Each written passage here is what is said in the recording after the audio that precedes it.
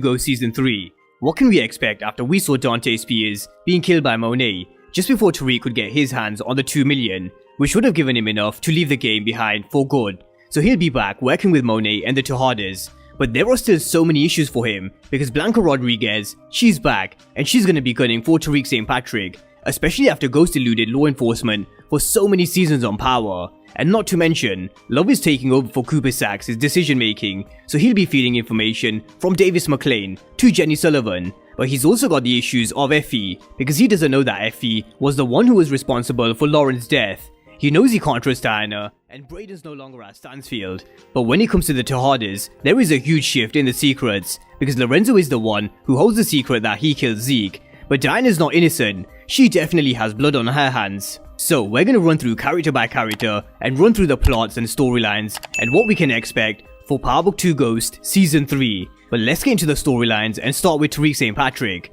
because he's someone who will always be in trouble. His case was just dismissed thanks to the help of Brayden taking all the blame for course correct and holding it down while he was being questioned. But Monet's plan was to kill Mecca, and she needed Tariq's help to get the job done. But what didn't help Tariq is, Mecca changed the location of their meeting to his penthouse suite, and although he wiped the cameras around Mecca's apartment, the front lobby camera caught him, and specifically Blanca Rodriguez. Mecca was Blanca Rodriguez's CI, and she's someone who was on a mission in Power to catch James St. Patrick. So now it seems like she's gonna be on a mission to catch Tariq St. Patrick, and something which won't help Tariq's cause is Cooper Saxe being loved up with Jenny Sullivan. He said that he's gonna feed her information, and the conversation that Tariq had in this scene with Saxe was ironically about Dante Spears. Saxe told him that he was a high-level federal informant, and he was the one responsible for the Eastern District opening the case into Ghost. So if it wasn't for Dante Spears, then who knows how the storyline would have played out in Power. Tariq's family may still have been together, or their downfall could have come in the form of Kanan. We'll never know.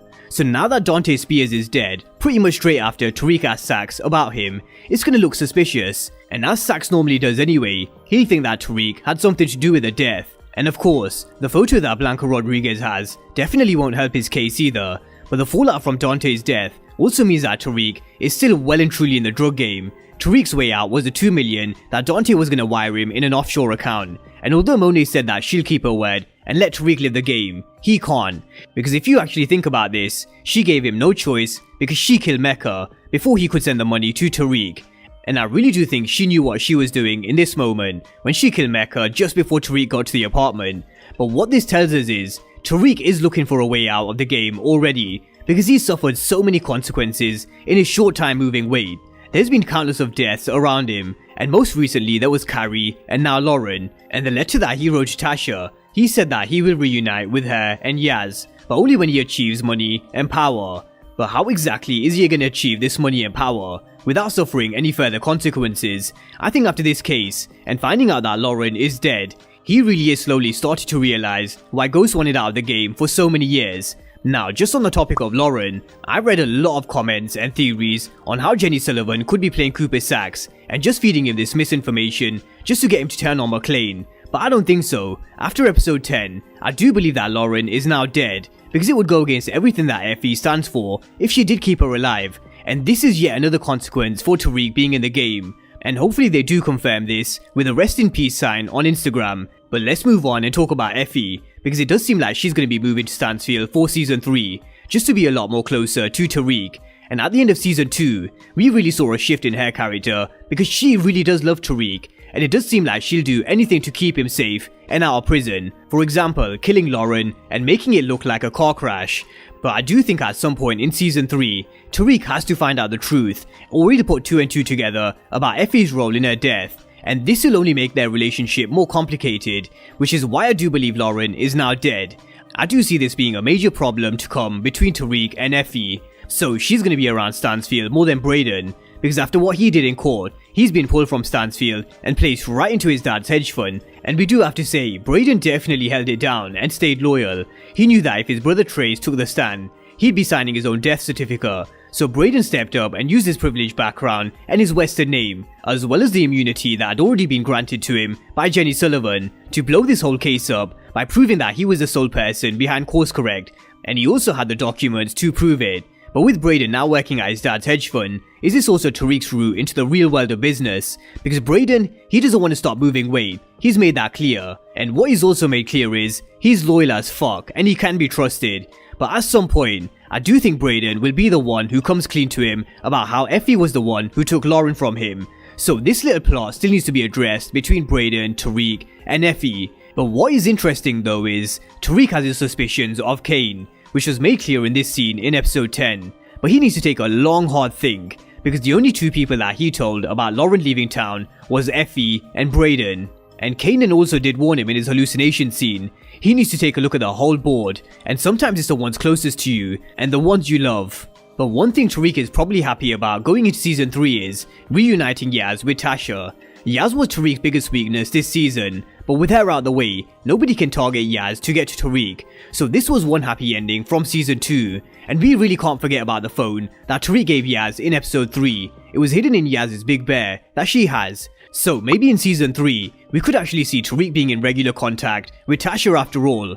But let's talk about the Tejada family storylines, and the main question going into season 3 is, will Monet find out that Lorenzo killed Zeke? This was such a tragic death, because Zeke was actually innocent in all of this. He was caught up in a mixture of Monet's lies, Mecca's deception, and Diana not being able to keep her mouth shut. So there are definitely a lot of factors that come into play when it comes to Zeke's death, but sooner or later I do expect Monet to find out that Lorenzo was the one responsible for his death, and then all hell will break loose with the Tejadas, because I do think some of the relationships are already beyond repair, for example Diana and Monet. So I do think there's going to be an internal war between the Tejadas. And Diana has plenty of blood on her hands. She's the one who exposed the secret. She looked in the bag when she shouldn't have, and gave the info to Lorenzo, which made him deviate from the plan. But also because he has this pride that he should be the one protecting his family, not Monet. Now Diana also messed up with Tariq as well, because Tariq knows that she stole his QR code to access the drugs on the roof. And although Diana was very clever in the way she did this,